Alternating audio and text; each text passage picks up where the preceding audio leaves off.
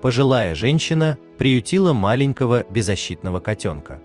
Но когда необычный питомец вырос, она едва не закричала от ужаса. Анна, женщина преклонных лет, жила в уютном домике на окраине небольшого городка. После смерти мужа ее жизнь стала тихой и размеренной, но и очень одинокой. Единственной отрадой для нее был сад, в котором она проводила почти все свое свободное время, ухаживая за цветами и кустами. Каждое утро Анна просыпалась с первыми лучами солнца, готовила себе чашку крепкого чая и выходила на крыльцо, чтобы подышать свежим воздухом. Она садилась в старое кресло-качалку и смотрела, как природа оживает, как поют птицы, как блестят на солнце капли росы. Иногда она вспоминала дни, проведенные с мужем, и погружалась в теплую, но горьковатую меланхолию. Соседи звали Анну в гости на чай, предлагали вместе сходить в магазин, но она все чаще отказывалась. Ей было уютнее в одиночестве, хотя временами она чувствовала себя совсем одинокой. Одиночество стало ее постоянным спутником. Однажды вечером, когда на улице уже было холодно и шел дождь, Анна услышала странный писк из-за окна. Она прислушалась. Звук был тонким и жалобным, словно кто-то звал на помощь. Накинув на плечи теплый платок, женщина вышла на крыльцо. Ветер усилился, крупные капли дождя барабанили по крыше. Писк становился все громче, и Анна, взяв фонарик, отправилась на его поиски. Обходя дом, она заметила движение в траве. Приглядевшись, Анна увидела маленький пушистый комочек, который дрожал от холода. Это был котенок. Он выглядел совершенно беспомощным, мокрый, слипшийся, он дрожал и тихо пищал, словно из последних сил. Сердце Анны дрогнуло.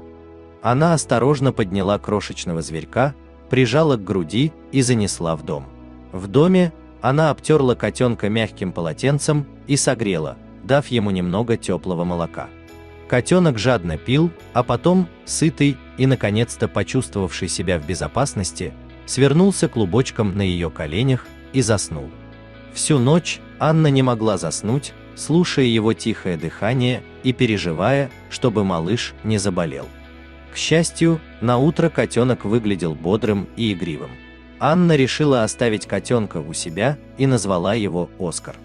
Это имя, казалось ей, идеально подходило этому необычному созданию. На следующий день она отвезла его к ветеринару, чтобы убедиться, что с ним все в порядке. Доктор осмотрел котенка и заверил, что тот абсолютно здоров, но нуждается в заботе, так как был еще совсем маленьким. Жизнь Анны начала меняться. Теперь она не была одинока, каждый день был наполнен заботами о маленьком Оскаре. Она играла с ним, покупала ему игрушки, наблюдала за его первыми успехами. Котенок рос на удивление быстро. Его шерсть становилась гуще, особенно пушистыми выглядели хвост и щеки.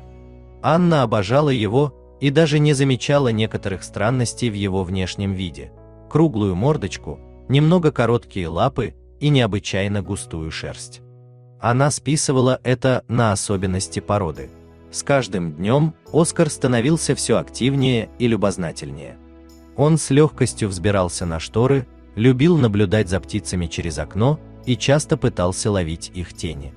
Несмотря на свой небольшой размер, он проявлял удивительную ловкость.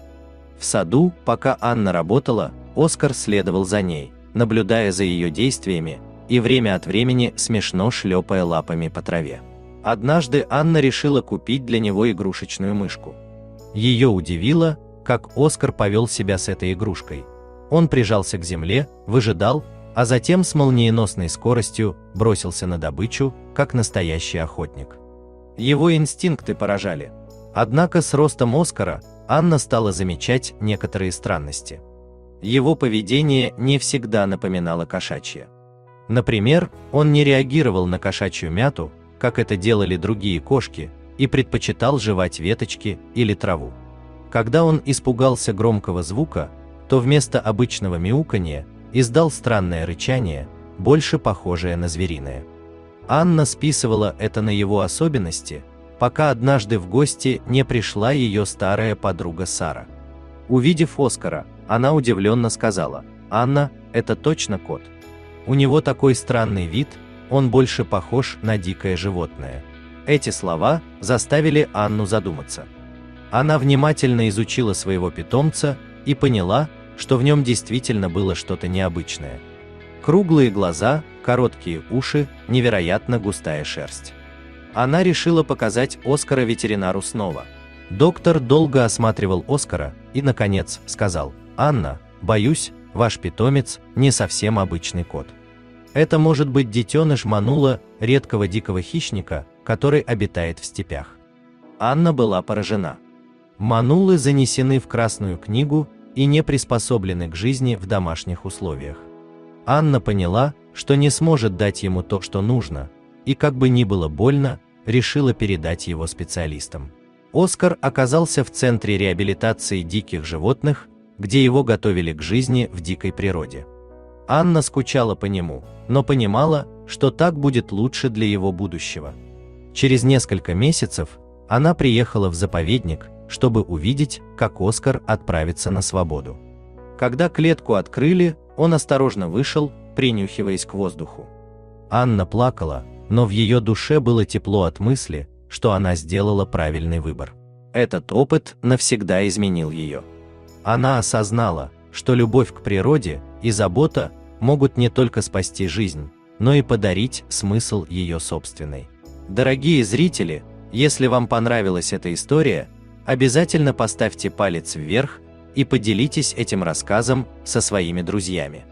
Если вы впервые на этом канале и еще не подписаны, рекомендую подписаться прямо сейчас, чтобы не пропустить очередную захватывающую историю.